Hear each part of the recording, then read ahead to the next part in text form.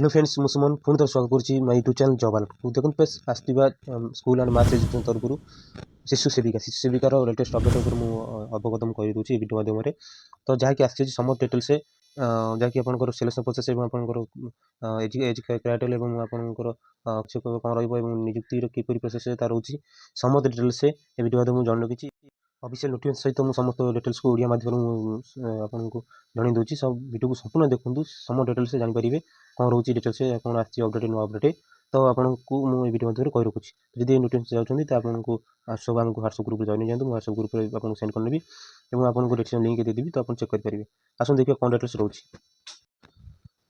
देखो तुम शिशु सेविका आसवा निजुक्तिर आपको कही रखुच्छी ओडिशा सरकार तरफ आसी निर्देशावली किसी निर्देशावली आसी तो से इनफर्मेशन मुझे वीडियो समस्त डिटेल्स कही रखुच्छी तो संपूर्ण देखो तो जानीपारे ता पूर्व मुझे अवगत कही रखी किसी इनफर्मेशन तो ये कही रखुच्छी किसी देखो आपको प्रथम कही रखुच्छी 5 ରୁ 6 वर्ष बयसर शिशु मानक सुजोग शिक्षार उन्नति शिशु बाटिका आरंभ कर जहाँकि आपको 2025-26 शिक्षा सेसन अनुसार आप प्रचलित रही से भाई देखो फ्रेंड्स आपको से आपंकर जहाँकि कौन किशोर शिक्षार्थी मान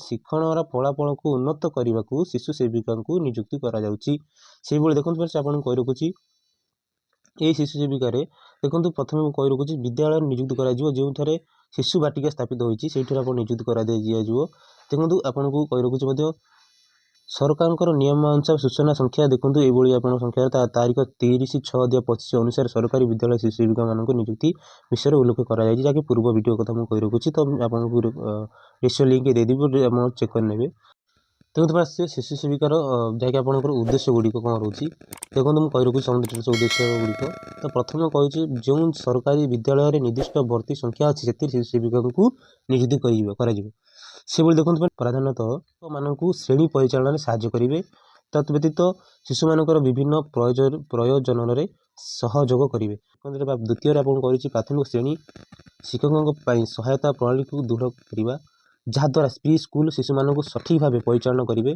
और प्रतिदिन कार्यसूची को कार्यकारी भाव प्रबंधन करेंगे देखो जहाँकि स्कूल जो प्रतिदिन कार्यकलाप कौन रोचे तो से शिशु मान अवगत करेंगे से शिशु मान परिचालन करेंगे जहाँकि सुरक्षित भाव में परमत रही आपंकर ड्यूटी शिशु सेविकार आप नियुक्ति जब कहते तो आप ड्यूटी कौन रही आप समस्त डिटेल्स कही रखुच्छी देखो फिर आप प्रथम प्रायोरिटी रोचे समस्त शिशु जहाँकि सुरक्षित सुनिश्चित और भावनागत भाव प्रोत्साहित मनोभाव अनुभव करेंगे सेहीपरि निरापद और सहानुभूतिशील परिवेश सृष्टि करेंगे शिक्षक मान शिशु मान स्वागत करें स्वच्छता अभ्यास और प्रतिदिन विभिन्न स्कूल कार्यकलाप सुगम परिवर्तन कर सहायता करेंगे शिशु मान स्वच्छता पर बेसी प्रायोरिटी दी जाए तो शिशु मान स्वच्छता पर आपको बेसी ध्यान देवा पड़ो शिशु मान परिष्कार परिच्छन्नता स्कूल को आसबार से देखो 3 नंबर रोचे जो शिशु मैंने असुस्थ कि अशांत शुभंती से सहज भाव में कथा होगा कि शांति सांगरे रहा द्वारा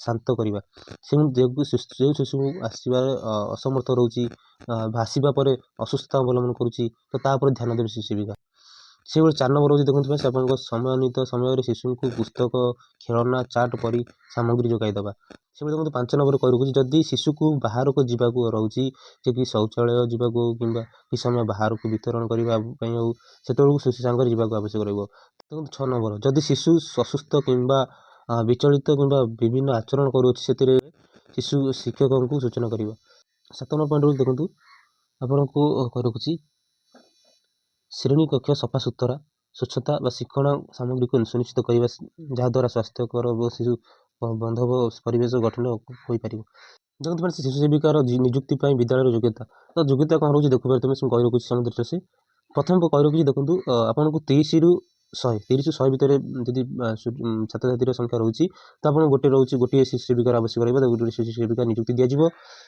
तेणु 100 ରୁ अधिक तदुटू 100 ଠାରୁ अधिक जदि मैंने छात्र छात्री रोचे मैंने अच्छा तो सेठार आप 2 जन नियुक्ति दि जाऊँगी तो निश्चिंत दिज्व तो शिशु सेविकार आपंकर कही रखुच्छी देखो योग्यता शर्तावली आपड़ जब शिशु सेविकार नियुक्ति आवश्यक योग्यता शर्तावली कही रखुच्छी तो जानी मेन पॉइंट जिन तो कही रखुच्छी प्रथम प्रायोरिटी आप रोचे आपण भारतर जन नागरिका व स्त्री महिला होता आवश्यक जहाँकि 1 एप्रिल नियुक्ति वर्ष सुधा आपको 18 ରୁ 45 वर्ष होता आवश्यक जहाँकि एज कैटेगरी कौन 1 एप्रिल सुधा 2025 18 ରୁ 45 ବର୍ଷ ହେଇଥିବା ଆବଶ୍ୟକ। ନେକ୍ସଟ ପଏଣ୍ଟ କହି ରଖୁଛି ସେଇ ସେବିକା ସ୍କୁଲ ଥିବା ଗ୍ରାମ ୱାର୍ଡର ନିବାସିନୀ ହେବା ଉଚିତ, ଯାହାକି ଆପଣଙ୍କୁ ଯେ ସେଇ ସେବିକା ଯେଉଁ ସ୍କୁଲ ନିଯୁକ୍ତି ପାଇବ ତ ସେଇ ସ୍କୁଲ ଅଞ୍ଚଳ ବା ଗ୍ରାମ ବା ୱାର୍ଡ ନିବାସିନୀ ହୋଇଥିବା ଆବଶ୍ୟକ। ତ ସେଇ ଗ୍ରାମ ବା ୱାର୍ଡରୁ ଉପଯୁକ୍ତ ପ୍ରାର୍ଥୀ ଉପଲବ୍ଧ ନାହାନ୍ତି ତେବେ ତା ପାଖ ଗ୍ରାମରୁ ମଧ୍ୟ ନିଯୁକ୍ତି କରାଦିଆଯିବ। ସେଭଳି ଦେଖନ୍ତୁ ତାପରେ ରହୁଛି ଦେଖନ୍ତୁ ସେ ସାକ୍ଷରତା ହୋଇଥିବା ଆବଶ୍ୟକ। ସେଭଳି ନେକ୍ସଟ ପଏଣ୍ଟ ହେଉଛି ଦେଖନ୍ତୁ ଯେଉଁ ଶିଶୁ ସେବିକା ଆବେଦନ କରୁଛନ୍ତି ସେ ନିଶ୍ଚିତ ଭାବେ ଶାରୀରିକ ବା ମାନସିକ ବ୍ୟବସ୍ଥା ଠିକ୍ ଉଚିତ ଥିବା ଆବଶ୍ୟକ ଏବଂ କୌଣସି ସଂକ୍ରାମକ ବା ଦୀର୍ଘକାଳୀନ ରୋଗରୁ ମୁକ୍ତ ହୋଇଥିବା ଆବଶ୍ୟକ। କୌଣସି ତା ଦେହରେ କୌଣସି ସଂକ୍ରାମକ ରୋଗ ବା ଦୀର୍ଘକାଳୀନ ରୋଗ ତା ଶରୀରରେ ନଥିବା ଆବଶ୍ୟକ। ତ ସେ ପାଇଁ ଆବେଦନ କରିପାରିବେ। ସେଇ ଶିଶୁ ସେବିକାଙ୍କୁ ବହୁତ ଛୋଟ ପିଲାଙ୍କ ସହିତ କାମ କରିବାକୁ ପଡ଼ିବ, ତେଣୁ ତ ସେ ଓଡ଼ିଆ ବ୍ୟତୀତ ସେ ଆଞ୍ଚଳିକ ଭାଷା ବା ସ୍ଥାନୀୟ ଭାଷାରେ ଅବଗତ ହୋଇଥିବା ଆବଶ୍ୟକ। ଦେଖନ୍ତୁ ପ୍ରାଥମିକତାର କ୍ରମ, ଯାହାକି first priority, second priority, third priority କାହାକୁ ଦିଆଯିବ ଏ ନିଯୁକ୍ତିରେ। ତ ମୁଁ କହି ରଖୁଛି ସବୁ ଡିଟେଲ୍ସ ଆପଣ ଶୁଣନ୍ତୁ। ତ ପ୍ରଥମ ପ୍ରାୟୋରିଟି ST ଉପରେ ରହୁଛି, ଯାହାକି ST ଶ୍ରେଣୀର ଦରିଦ୍ର ବା ଅସହାୟ ନାରୀ ଉପରେ ପ୍ରଥମେ ତାଙ୍କୁ ପ୍ରାୟୋରିଟି ଦିଆଯିବ ଯଦି ସେ ଆବେଦନ କରିଛନ୍ତି। ତାପରେ ସେକେଣ୍ଡ ହେଉଛି SC ଶ୍ରେଣୀର ଦରିଦ୍ର ଅସହାୟ ନାରୀ ଉପରେ ତାପରେ ସେକେଣ୍ଡ ପ୍ରାୟୋରିଟି ଦିଆଯିବ। ଥାର୍ଡ଼ ପ୍ରାୟୋରିଟି ଅନ୍ୟ ସମୁଦାୟରୁ ଦରିଦ୍ର ବା ଅସହାୟ ନାରୀ, ଯାହାକି ଆପଣଙ୍କ ଅଲଗା କାଷ୍ଟ କଥା କୁହାଯାଉଛି, ଯାହାକି OBC ଏବଂ ଜେନେରାଲ କଥା କୁହାଯିବ। ଯଦି OBC, EWS ଏବଂ ଜେନେରାଲ ଏ କ୍ୟାଟେଗୋରୀର ଅନ୍ୟାନ୍ୟ କୁହାଯାଉଛି। ତ ଯଦି ଦାରିଦ୍ର୍ୟ ଅସହାୟ ନାରୀ ଥିବ ତ ତାକୁ ଥାର୍ଡ଼ ପ୍ରାୟୋରିଟି ଦିଆଯିବ। ସେଭଳି ଦେଖନ୍ତୁ ଆପଣ କହୁଛି ଦରିଦ୍ର ଯାହାକି ବିବାହ ବିହୀନ ମା, ଯାହାଙ୍କ ପାଖରେ କୌଣସି ଜୀବିକା ଉପାୟ ନାହିଁ କିମ୍ବା ST ସମୁଦାୟର ପରିବାରର ପକ୍ଷରୁ କୌଣସି ସହାୟତା ନାହିଁ, ସେ ତାଙ୍କର କୌଣସି ଜୀବିକା ନଥିବ ଏବଂ ତାଙ୍କର କୌଣସି ପରିବାର ସବୁ ପକ୍ଷରୁ ସହାୟତା ନଥିବ, ତ ତାଙ୍କୁ ପ୍ରାୟୋରିଟି ଦିଆଯିବ ST କମ୍ୟୁନିଟିକୁ। ସେଭଳି SC କଥା କୁହାଯିବ, ଯାହାକି SC ସମୁଦାୟ ପରିବାର ପକ୍ଷରୁ କୌଣସି ସହାୟତା ଦିଆଯାଉନଥିବ, ଜୀବିକା ତାଙ୍କର କିଛି ଇନକମ୍ କରିବା ଜୀବିକା ନଥିବ। ସେଭଳି ତାପରେ ହେଉଛି ଅନ୍ୟାନ୍ୟ ଦାରିଦ୍ର୍ୟ କଥା କହୁଛି OC, ଯାହାକି ଆପଣଙ୍କ ଜେନେରାଲ, OBC, EWS କ୍ୟାଣ୍ଡିଡେଟ୍ କଥା କହୁଛି, ଯାହା ପାଖରେ କୌଣସି ଜୀବିକା ଉପାୟ କିମ୍ବା ଅନ୍ୟ ସମୁଦାୟ ପରିବାରର ପକ୍ଷରୁ କୌଣସି ସହାୟତା ନାହିଁ, ତ ତାଙ୍କୁ ଥାର୍ଡ଼ ପ୍ରାୟୋରିଟି ଦିଆଯିବ। ସେଭଳି ST ସମୁଦାୟର ଦରିଦ୍ର ବିଚ୍ଛିନ୍ନତା କିମ୍ବା ପରିତ୍ୟକ୍ତା ବା ଯାହାକି କୁହାଯିବ ST ସମୁଦାୟ ଯଦି କୌଣସି ବ୍ୟକ୍ତିଙ୍କର ବା ନାରୀଙ୍କର ସ୍ୱାମୀ ଛାଡ଼ି ଦେଇଥିବ, ଦାରିଦ୍ର୍ୟ ଭିତରେ ସେ ଅବଗତ ଥିବେ, ଦାରିଦ୍ର୍ୟ ଉପରେ ଥିବେ, ସେମାନଙ୍କୁ କି ପ୍ରାୟୋରିଟି ଦିଆଯାଉଛି, ଯାହାକି ସ୍ୱାମୀ ପରିତ୍ୟକ୍ତା ରହିଥିବ, ଯାହାକି ସ୍ୱାମୀ ଛାଡ଼ି ଦେଇଥିବ। ତ ସେଭଳି SC କଥା କୁହାଯାଉଛି, SC ବି ସେମିତି ସ୍ୱାମୀ ପରିତ୍ୟକ୍ତା ବା ଦାରିଦ୍ର୍ୟ ଥିବେ, ତାହେଲେ ତାଙ୍କୁ ପ୍ରାୟୋରିଟି ଦିଆଯିବ, ସେକେଣ୍ଡ ପ୍ରାୟୋରିଟି। ତାପରେ ଆପଣଙ୍କୁ ଦିଆଯିବ ଅନ୍ୟାନ୍ୟ, ଯାହାକି ଦାରିଦ୍ର୍ୟ ବା ପରିତ୍ୟକ୍ତା ସ୍ୱାମୀ ପରିତ୍ୟକ୍ତାକୁ ପ୍ରାୟୋରିଟି ଦିଆଯିବ। ଯିବା ପରେ ଆପଣ ଅଯୋଗ୍ୟତା ବା ଆପଣ ଡିସ୍କ୍ୱାଲିଫିକେସନ ଉପରେ କ'ଣ ରହୁଛି ଏବଂ ଅଯୋଗ୍ୟତା ଉପରେ ଆପଣଙ୍କ କ'ଣ ରହୁଛି, ତ ମୁଁ କହି ରଖୁଛି। ଦେଖନ୍ତୁ ଆପଣଙ୍କୁ ପ୍ରଥମେ କହି ରଖୁଛି 60 ବର୍ଷ ବୟସ ପୂର୍ଣ୍ଣ ହେଲେ ଆପଣ ଯଦି ଶିଶୁ ସେବିକାରେ କାର୍ଯ୍ୟରତ ଥିବେ ତ ଆପଣ ସେଥିରୁ ନିଲମ୍ବିତ ହେବେ।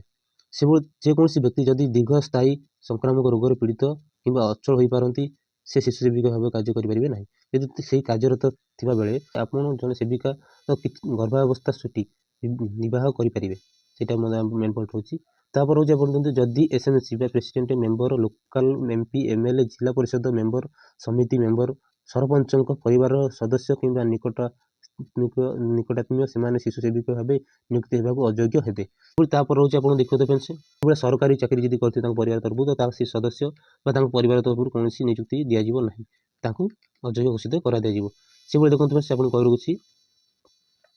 ନେକ୍ସଟ ପଏଣ୍ଟ, ଯେକୌଣସି ବ୍ୟକ୍ତିଙ୍କ ଯଦି ଯେଉଁମାନେ ଶିଶୁ ସେବିକା ପାଇଁ ଆବେଦନ କରିଛନ୍ତି ତାଙ୍କ ଯଦି କିଛି କ୍ରିମିନାଲ କେସ୍, ଯାହାକି ଅପରାଧିକ ମାମଲା ଥିବ, ତ ସେ ଶିଶୁ ନିଯୁକ୍ତି ହେବାକୁ ଅଯୋଗ୍ୟ ଘୋଷିତ କରିଦିଆଯିବ।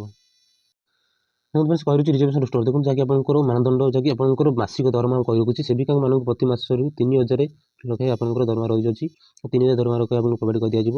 ତ ସେଇଭଳି ଦେଖନ୍ତୁ ମାନଦଣ୍ଡ ଶିଶୁ ସେବିକାମାନଙ୍କର ମାନଦଣ୍ଡ ସିଧାସଳଖ ବ୍ୟାଙ୍କ ଖାତାକୁ ପ୍ରାଥମିକ ଶିକ୍ଷା ନିର୍ଦ୍ଦେଶାଳୟ ଅନୁଯାୟୀ ହସ୍ତାନ୍ତର କରାଯିବ। ଶିଶୁ ସେବିକା ଆବେଦନ କରୁଥିବା ସମସ୍ତ ପାଇଁ ନିୟମ ବା ସର୍ତ୍ତାବଳୀ କ'ଣ ରହୁଛି ବା ଟର୍ମ ଆଣ୍ଡ କଣ୍ଡିସନ। ଦେଖନ୍ତୁ କାର୍ଯ୍ୟର ପ୍ରକୃତିକୁ ଦୃଷ୍ଟିରେ ରଖି ଶିଶୁ ସେବିକା ଶିଶୁ ବାଟିକା ପାଇଁ ନିର୍ଦ୍ଧାରିତ ବିଦ୍ୟାଳୟ ସମୟ ଅନୁଯାୟୀ ସମସ୍ତ ବିଦ୍ୟାଳୟ କାର୍ଯ୍ୟ ଦିନରେ ଉପସ୍ଥିତ ରହି ଦାୟିତ୍ୱ ପାଳନ କରିବା ଆବଶ୍ୟକ ରହିବ।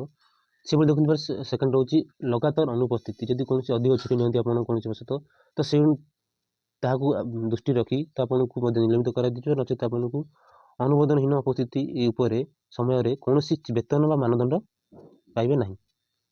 ତ ରହୁଛି ସେଇଭଳି। ତ ସେଇଭଳି ଆପଣ ଶିଶୁ ସେବିକା ତାପରେ ରହୁଛି ଶିଶୁ ସେବିକା ଶାରୀରିକ ଭାବେ ଫିଟ୍ ବା ଛୁଆଁ ଲାଗୁଥିବା ରୋଗରେ ଆକ୍ରାନ୍ତ ହେବେ ତେବେ ଆପଣ ସେଠାରୁ ଅପସାରିତ ହେବେ। ନେକ୍ସଟ ପଏଣ୍ଟ କହି ରଖୁଛି ତ ଆପଣ ଯେଉଁ ନିଯୁକ୍ତି ପାଇବେ ତ ଶିଶୁ ସେବିକା ନିଯୁକ୍ତି ପାଇବା ସମୟରେ ଆପଣଙ୍କୁ କ'ଣ କ'ଣ ଆବଶ୍ୟକ ରହୁଛି ତ SMC କମିଟିରୁ ଦାଖଲ କରାଯାଇଛି। ତ ସେଇଟାକୁ ଆପଣଙ୍କୁ ମୁଁ ପଦକ୍ଷେପ କରିନେଉଛି ତଳେ ଦେଖନ୍ତୁ ଆପଣଙ୍କୁ 4ଟି ଜିନିଷ ଯାହାକି ଆପଣଙ୍କୁ 2ଟି କ'ଣ ପାସପୋର୍ଟ ଆକାରର ଫଟୋ ସାଇଜର ଆପଣଙ୍କର ପାସପୋର୍ଟ 2ଟି ପାସପୋର୍ଟ ଦରକାର ହେବ। ଆପଣଙ୍କର ସାର୍ଟିଫିକେଟ୍ ବା ଶିକ୍ଷା ପ୍ରମାଣପତ୍ର ନକଲ ଆବଶ୍ୟକ ରହିବ, ଜେରକ୍ସ ରହିବ, ଓରିଜିନାଲ ମଧ୍ୟ ଭେରିଫାଇ ହେବ। ଆପଣଙ୍କର ଭୋଟର ଆଇ ଡି ନକଲ ବା ଜେରକ୍ସ ଏବଂ ଓରିଜିନାଲ ମଧ୍ୟ ଭେରିଫାଇ ହେବ। ତ ସେଭଳି ବ୍ୟାଙ୍କ ପାସବୁକ୍ ଆପଣଙ୍କର ବ୍ୟାଙ୍କ ପାସବୁକ୍ର ଜେରକ୍ସ ମଧ୍ୟ ଆବଶ୍ୟକ ରହିବ। ତ ମଧ୍ୟ ମୁଁ କହି ରଖୁଛି ଆପଣଙ୍କୁ ଯେତେବେଳେ SC ST ଏବଂ କାଷ୍ଟ ୱାଇଜ୍ ଆପଣଙ୍କୁ ସିଲେକ୍ସନ୍ କରାଯାଉଛି, ପ୍ରାୟୋରିଟି ରଖାଯାଉଛି, ତ ଆପଣଙ୍କୁ ନିଶ୍ଚିନ୍ତ କାଷ୍ଟ ସାର୍ଟିଫିକେଟ୍ ଆବଶ୍ୟକ ରହିବ। କାଷ୍ଟ ସାର୍ଟିଫିକେଟ୍ ଏବଂ ଆପଣଙ୍କୁ କୁହାଯାଉଛି ଯେ ଆପଣଙ୍କୁ ରେସିଡେଣ୍ଟିଆଲ ବା ଆପଣଙ୍କୁ ସେଇ ଅଞ୍ଚଳ ହେଇଥିବା ଦରକାର ଯଦି ଆପଣଙ୍କୁ ଉଲ୍ଲେଖ କରାଯାଇଛି ତ ଆପଣ ରେସିଡେନ୍ସ ସାର୍ଟିଫିକେଟ୍ ଆବଶ୍ୟକ ରହିବ। ରେସିଡେନ୍ସ ସାର୍ଟିଫିକେଟ୍ ଆପଣ ଆବଶ୍ୟକ ରହିବ। ତା ପରିବର୍ତ୍ତେ ଆପଣଙ୍କୁ ଇନକମ୍ ସାର୍ଟିଫିକେଟ୍ ମଧ୍ୟ କାର୍ଡ଼ ନେଇଥିବେ, ଯାହାକି ଆପଣଙ୍କର ବାର୍ଷିକ ଆୟକୁ ଯଦି ଦେଖାଯିବ ତ ଆପଣ ଇନକମ୍ ସାର୍ଟିଫିକେଟ୍ ଆପଣଙ୍କର ଆବଶ୍ୟକ ପଡ଼ିପାରେ। ତ ସେଇଟାକୁ ମଧ୍ୟ ଆପଣଙ୍କୁ ପ୍ରାୟୋରିଟି ଦିଆଯିବ। ତ ରଖିଥିବେ ତ ଆପଣଙ୍କୁ ଆବଶ୍ୟକ ପଡ଼ିବ। ଠିକ୍ ଅଛି, ତ ଆଗକୁ କ'ଣ ରହୁଛି ମୁଁ କହି ରଖୁଛି ମଧ୍ୟ ଟର୍ମ ଆଣ୍ଡ କଣ୍ଡିସନ୍ ରହିଛି, ତ ଆପଣ ସେଇଟାକୁ ଚେକ୍ କରିନେବେ। ତ ଯେଉଁ ମୁଁ ସମସ୍ତ ଡିଟେଲ୍ସ କହି ରଖିଛି ତ ଆପଣ ସମସ୍ତ ଡିଟେଲ୍ସ ମଧ୍ୟ ଅବଗତ ହୋଇଥିବେ। ତ କିଛି ଡାଉଟ୍ ହୁଏ ତ ଡିଟେଲ୍ସ ମଧ୍ୟ ପ୍ରୋଭାଇଡ଼ କରିନେବି। ତ କିଛି ଇନଫର୍ମେସନ୍ ଯଦି ଡାଉଟ୍ ହୁଏ ତ ମୁଁ କହି ରଖିବି। ତ ଆପଣଙ୍କୁ ମଧ୍ୟ କହି ରଖିଛି ଯେଉଁ ଚ୍ୟାନେଲ୍ ନୂଆ ଆସନ୍ତି ସବସ୍କ୍ରାଇବ୍ କରିନିଅନ୍ତୁ, ବେଲ୍ ଆଇକନ୍ ଦାବି ରଖନ୍ତୁ। ଏଇଭଳି ସମସ୍ତ ଇନଫର୍ମେଟିଭ୍ ଭିଡ଼ିଓ ଆମ ଚ୍ୟାନେଲ୍ ମଧ୍ୟ ପାଇପାରିବେ। ଏବଂ ଦେଖନ୍ତୁ ଆପ୍ଲାଏ ଆସିଲେ ମଧ୍ୟ ମୁଁ ଆପଣଙ୍କୁ ମଧ୍ୟ କହି ରଖିବି। ଆପ୍ଲାଏ ମୋତେ ଲାଗୁଛି ଆପ୍ଲାଏ ଆପଣଙ୍କର ଖୁବ୍ ଜଲ୍ଦି ଆସିଯିବ। ନିଶ୍ଚିତ ଆପଣ ଏଇ ଚ୍ୟାନେଲ୍ ମାଧ୍ୟମରେ ଜଡ଼ିତ ରୁହନ୍ତୁ, ତ ଆମ ସମସ୍ତ ଡିଟେଲ୍ସ ମୁଁ ପ୍ରୋଭାଇଡ଼ କରିନେବି। ରହୁଛି, ଜୟ ଜଗନ୍ନାଥ, ଜୟ ହିନ୍ଦ।